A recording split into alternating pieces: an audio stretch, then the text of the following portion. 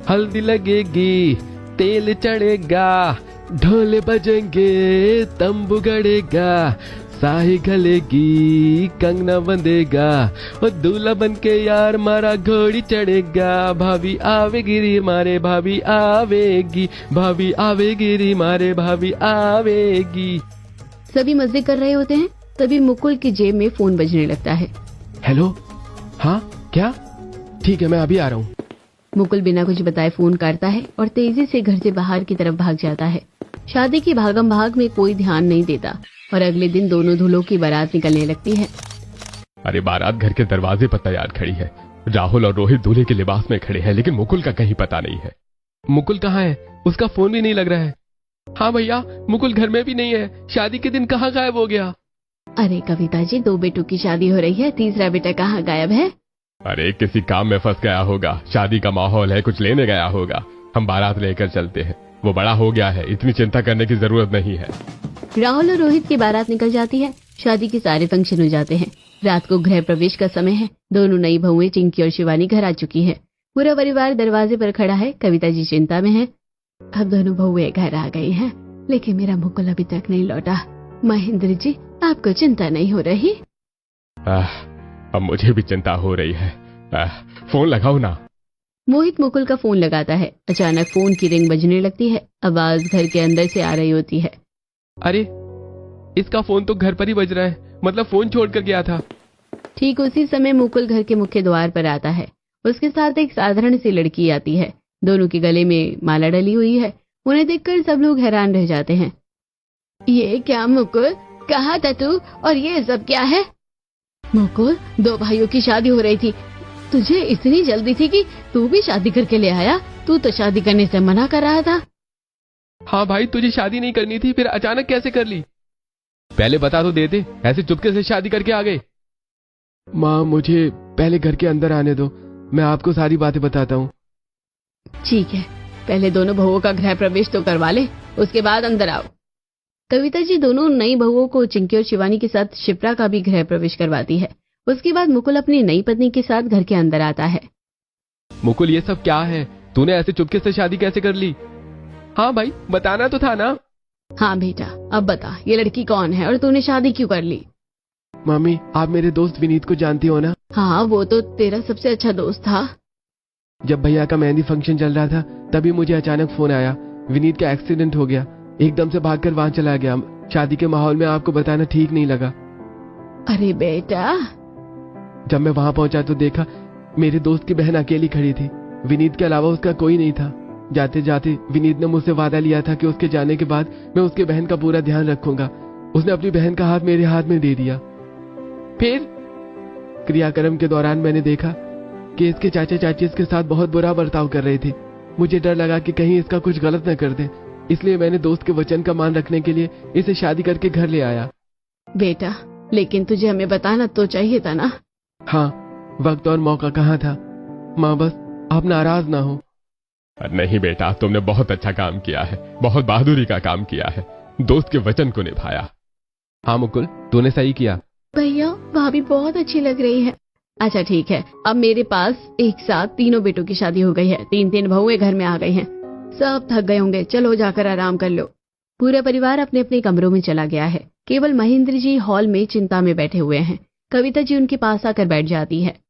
कविता, रात हो गई है, तीनों बहुएं घर आ गई है। अब मुझे चिंता इस बात की हो रही है कि तुमने तो 2 ही रसोइयां बनवाई थी, 3 बहुएं कैसे रहेंगी? जी चिंता मत कीजिए, मैंने सोच लिया है। एक को नीचे की रसोई दे दूंगी, एक को ऊपर की, तीसरे के लिए कुछ इंतजाम हो जाएगा। अरे फिर भी 3 बहुएं और 2 रसोइयां। आप चिंता मत करिए, सब अच्छा होगा। चलिए चलकर सो जाते हैं। सभी अपने कमरों में आराम करने के लिए चले जाते हैं और अगली सुबह तीनों बहुएं चिंकी, शिवानी और शिप्रा तैयार होकर कविता जी के पास आकर आशीर्वाद ले रही हैं। माँ जी, आज हमारी पहली रसोई है, बताइए रसोई में क्या बनाना है? पहली रसोई का खाना बाद में बनाना, उससे पहले तुम लोग अपनी रसोई देख लो। बताओ कौन सी रसोई चाहिए? राहुल ने मुझे पहले ही बता दिया था कि नीचे वाली किचन हाईटेक मॉडर्न है।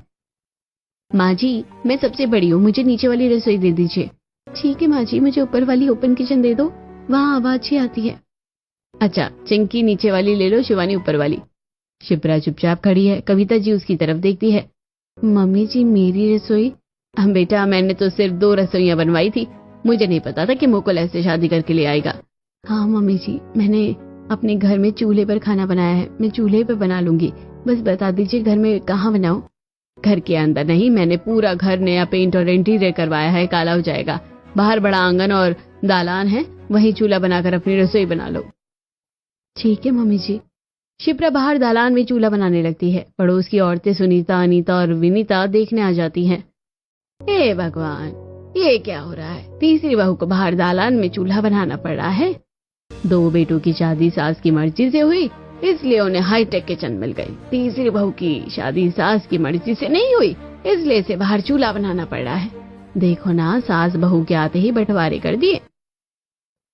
शिप्रा चुपचाप चूल्हा तैयार कर रही है। पड़ोस की औरतें फुसफुसाते हुए चली जाती है। कविता जी तीनों बहनों को उनकी रसोई में बर्तन और सामान निकाल कर दे देती है। तीनों बहुएं अपनी अपनी रसोई में खाना बनाने लगती है। कुछ देर बाद बहुएं खाना लेकर आती है। माँ जी, मैंने दाल रोटी और सब्जी बनाई है। मैंने चावल दाल रायता बनाया है।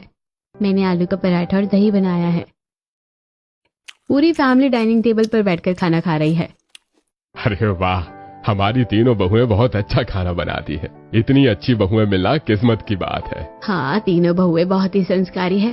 देख रही हो कविता, हमारी तीनों बहुएं अन्नपूर्णा है, जो इतना स्वाद खाना बनाकर खिला रही है। पापा जी, ये तो हमारा फर्ज है। हाँ पापा जी। दादाजी, हम लोग उनको क्या खिलाएंगे जिन्होंने हमें खाना खाने से लेकर बनाना और कमाना सिखाया। वाह, ये होते हैं संस्कार। कविता जी मुकुल की पत्नी के जवाब से बहुत खुश होती है। दिन गुजरते हैं। कुछ दिन बाद गर्मी तेज हो जाती है। कविता जी और महेंद्र जी हॉल में बैठे बातें कर रहे होते हैं। देखो जी, 3 रसोइयां हैं, फिर भी तीनों बहुएं कितना मिल बैठकर काम करती हैं। एक सब्जी बनाती है, एक दाल, एक रोटी। हाँ, बहुत अच्छा लग रहा है। मुझे यकीन है कि ये तीनों एक दिन मिलकर 3 बहुओं की एक ही रसोई में काम करेगी। गर्मी का मौसम शुरू हो गया। शाम को कविता जी तीनों बहुओं को बुलाती है। अरे बहुओं, गर्मियों का मौसम चल रहा है, आज शाम को अच्छा खासा खाना बनाओ। तीनों एक एक चीज बना लो। ठीक है माँ जी, हम तीनों मिलकर बना लेंगे। जी माँ जी। कुछ दिनों तक तीनों बहुएं अपनी अपनी रसोई में कुछ न कुछ खाना बनाकर पूरे परिवार को खिलाती है। कभी कोई सब्जी बना लेता है, तो कभी कोई रोटी, तो कभी कोई मिठाई, रायता और हल्के फुल्के स्नैक्स। इसी तरह दिन गुजरते हैं और एक शाम तीनों बहुएं आपस में बैठकर बातें कर रही हैं। आज गर्मी बहुत है, मैं दाल और रायता बना लेती हूँ। ठीक है, मैं सब्जी और एक छोटी मिठाई बना दूंगी। फिर मैं सबके लिए रोटियां बना दूंगी। तीनों अपना काम शुरू कर देती है। चिंकी नीचे वाली हाईटेक बड़ी किचन में पूरे अकेले परिवार के लिए रोटियां बना रही है। भाभी की किचन में सेंसर लाइट है, चिमनी है, उनकी रसोई में एसी भी लगा हुआ है। उन्हें कितना मजा आता होगा ऐसे खाना बनाने में।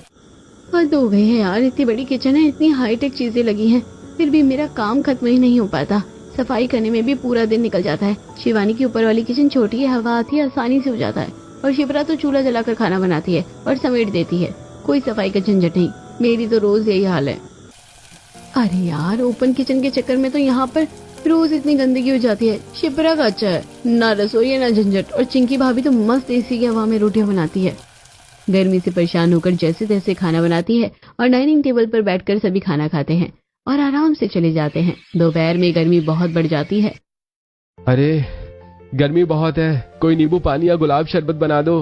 हाँ, 5-6 घंटे ऑफिस में रहकर आया हूँ, कुछ ठंडा दो। चिंकी भाभी, आप अपनी रसोई में जाकर नींबू पानी बना लाओ ना, मुझे फिर से ऊपर का चक्कर काटना पड़ेगा। अभी धूप होगी वो अलग। यार, कहीं मेरी नीचे रसोई है और एसी वाली रसोई है, इसी वजह से मुझे ज्यादा काम तो नहीं दिया जाता। हाँ ठीक है, मैं बना लाती हूँ। चिंकी रसोई में जाकर नींबू पानी बनाकर लाती है, सभी को नींबू पानी पिलाती है। शाम को तीनों बहुएं मिलकर बात कर रही होती है। आज मैं दाल और रायता बना लेती हूँ। मैं सब्जी और चावल बना लेती हूँ। ठीक है, मैं सबके लिए रोटियां बना दूंगी। तीनों अपनी अपनी रसोई में चली जाती है। चिंकी नीचे वाले बड़े हाईटेक किचन में अकेले पूरे परिवार के लिए रोटियां बेल रही है। आज भी पूरा परिवार 10-12 रोटियां।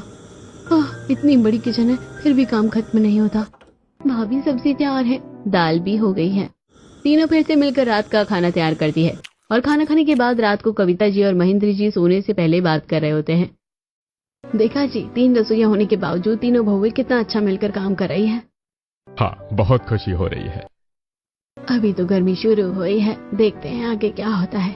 मुझे यकीन है कि तीनों एक दिन एक ही रसोई में काम करेगी। गर्मी लगातार बढ़ती जाती है और लगातार कई दिनों से चिंकी सभी की रोटियां बना रही थी।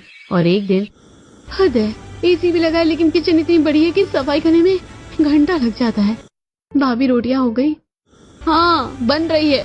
हद हो गए इन शिवानी और शिप्रा की, खुद तो दाल और सब्जी बनाकर काम चला लेती हैं और गर्मियों में रोटियां बनाने का काम रोजाना मुझे दे देती हैं। चिंकी फिर से बड़बड़ाती हुई रोटियां बनाती है और ऐसे ही दिन गुजरते हैं। और एक शाम, आज मैं दाल बना दूंगी, मैं सब्जी और गोलगप्पे बनाऊंगी। ठीक है, फिर मुझे ही रोटियां बनानी पड़ेगी। चिंकी इस बार बहुत इरिटेट हो जाती है। वो चुपचाप सिर्फ राहुल और अपने लिए रोटियां और थोड़ी सब्जी बना लेती है, बाकी परिवार के लिए कुछ नहीं बनाती। शाम को खाना लगता है। भाभी आज रोटियां बहुत कम है, पूरी परिवार के लिए नहीं बनाई? अरे मैं तो सोच रही थी कि आटा कम था, इसलिए मैंने सिर्फ अपने और राहुल के लिए बना लिया। टेबल पर अजीब सन्नाटा छा जाता है। कविता जी चिंकी को देखती है। तभी, भाभी आप मुझे जाकर ऊपर से फिर रोटियां बनानी पड़ेगी क्या? अगर आप हम सभी के लिए रोटियां नहीं बना रही थी तो आप मुझे पहले बता देती, मैं अपनी और रोहित की रोटियां पहले ही बना लेती। अरे नहीं भाभी, कोई बात नहीं, चूल्हा भी गर्म है, आप लोग बैठो, मैं सबके लिए जल्दी से रोटियां बनाकर लाती हूँ। शिप्रा जल्दी से बाहर दालान में चूल्हा जलाती है और पूरे परिवार के लिए ताजी रोटियां बनाकर ले आती है। सब चुपचाप खाते हैं और अगले दिन, आज सिर्फ राहुल और मेरा नाश्ता बना लेती हूँ, मैं भी सिर्फ रोहित और अपना बना लूंगी। शिप्रा बाहर चूल्हे पर खड़ी सब देख रही है कि चिंकी और शिवानी केवल अपना और अपने पति का खाना बना रही थी। अगर दोनों भाभी मम्मी जी, पापा जी, दादा दादी का खाना नहीं बनाएंगे तो वो बेचारे भूखे कैसे रहेंगे? चलो मैं ही उनका खाना बना देती हूँ। धीरे धीरे घर का माहौल बदल गया। चिंकी केवल अपना और राहुल का खाना बनाने लगी थी और शिवानी अपना और रोहित का, लेकिन शिप्रा घर के बाकी सदस्यों का खाना रोजाना बनाती थी। एक दिन कविता जी, महेंद्र जी और रागिनी जी हॉल में बैठे हैं। देखा आप लोगों ने, मैंने यही दिन देखकर अलग अलग रसोइयां बनवाई थी। भले ही बहुएं एक दूसरे का काम नहीं करती, लेकिन लड़ाई भी तो नहीं हो रही। हाँ बहू, शायद तुमने सही किया था। लेकिन अब तो हर कोई अपना अपना ही बना रहा है। गर्मी और बढ़ गई। धीरे धीरे दोनों बहुएं आलसी होती जा रही थी और एक दिन, आज तो किचन में जाने का मन ही नहीं है, बाहर से खाना मंगवा लेती हूँ। आज मैं भी थक गई हूँ, कुछ हल्का फुल्का ऑर्डर कर दूंगी। मेरे से तो ऊपर नीचे चक्कर लगा ही नहीं जा रहा। ये भगवान, ये भाभियां तो हर रोज बाजार का खाना मंगवा रही है, ऐसे कैसे चलेगा? कुछ दिन और गुजरते हैं। शिप्रा हर रोज आंगन में चूल्हा जलाती है और पूरे परिवार के लिए खाना बनाती है। वो कभी कभी चिंकी और शिवानी का खाना भी बना देती है। और एक दिन, शिप्रा बेटा, चिंकी कई बार तो किचन में आती ही नहीं, बाहर जाकर खाना खा लेती है या मंगवा लेती है। और शिवानी भी ऊपर वाली किचन में नहीं जाती और तुम बाहर चूल्हे पर अकेले पूरे परिवार का खाना बनाती हो। ये सही नहीं है। अब तो घर में 3 रसोइयां होने के बावजूद खाना ठीक से नहीं बन रहा। इतना खर्चा करके भी ये हाल है। शिप्रा सब कुछ देख रही है। एक दिन वो अकेले में सोचती है, क्या करूं क्या करूं, घर में 3 रसोइयां, फिर भी रोज झंझट, गर्मी भी बहुत है, सब परेशान है। मुझे कुछ करना होगा, कुछ ऐसा करना होगा कि तीनों बहुएं मिलकर काम करें। अचानक शिप्रा की आंखें खुलती है, उसे एक आइडिया आता है और वो मुस्कुरा देती है और मंदिर से उठकर घर आ जाती है। भाभी लोग, आज आप दोनों खाना मत बनाना, आज मैं सबके लिए खाना बनाऊंगी। सच? आज तू बना रही है? वाह शिप्रा, आज मुझे ऊपर नीचे नहीं भागना पड़ेगा, न बाजार का खाना पड़ेगा, न किचन की सफाई, बहुत अच्छा रहेगा। शिप्रा बाहर दालान में चूल्हा जलाती है और पूरे परिवार के लिए खाना बनाती है। दाल, सब्जी, रोटी और रायता। खाना तैयार होने के बाद वो सबको ऊपर छत पर बुलाती है। सब लोग ऊपर छत पर आइए, आज मैंने छत पर खाना लगाया है। शिप्रा छत पर चटाई बिछाती है, हल्का म्यूजिक चला देती है। शाम की हल्की हवा चल रही है। पूरा परिवार, कविता जी, महेंद्र जी, रागिनी जी, राहुल, रोहित, मुकुल और तीनों बहुएं छत पर बैठकर खाना खा रहे हैं। आज खाना बहुत अच्छा बना है शिप्रा, और छत पर बैठकर खाना खाने में मजा आ रहा है। हाँ, हवा भी अच्छी लग रही है। शिप्रा, रोज ऐसे ही बना दिया कर। हाँ सच में, आज बहुत अच्छा लग रहा है। बेटा, तूने बहुत अच्छा किया। सब लोग हंसी मजाक करते हुए आराम से खाना खा रहे हैं। शिप्रा चुपचाप सबको देखकर मुस्कुरा रही है। अगले दिन दोपहर में शिप्रा चिंकी और शिवानी को बुलाती है। भाभी लोग, आज गर्मी बहुत है, क्यों ना हम तीनों पार्क घूमने चले, थोड़ा घूम फिर कर आएंगे। हाँ, बहुत अच्छा आइडिया है, घर में बैठे बैठे बोर हो रही थी। चलो तैयार होती हूँ, आज बाहर घूमना अच्छा रहेगा। तीनों वो साथ में पार्क चली जाती है। पार्क में हरी भरी घास, पेड़ों की छाव और ठंडी हवा में तीनों वो घूम रही हैं और आपस में बातें कर रही है। भाभी लोग, 3 रसोइयां होने के बावजूद घर का खाना ठीक से नहीं चल रहा, तो क्या हम तीनों मिलकर एक रसोई में काम करें तो बेहतर नहीं होगा? चिंकी और शिवानी एक दूसरे को देखती हैं। हाँ शिप्रा, मैं बाजार का खाना खाकर परेशान हो गई हूँ। मेरी किचन तो इतनी बड़ी और मॉडर्न है कि सफाई में पूरा दिन निकल जाता है, खाना बनाने का मन ही नहीं करता।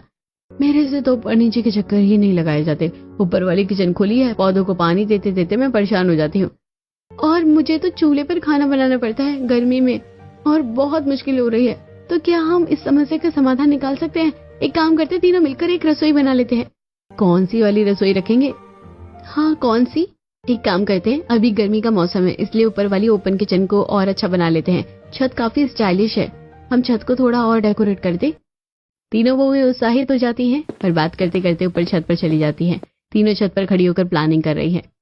हाँ, ऊपर वाली किचन को तरावट वाला बना देते हैं। नीचे पार्ट 2 देखने के लिए कमेंट करें, प्लांट्स फॉलो को करो, चारों लाइक करो। तरफ लगा दे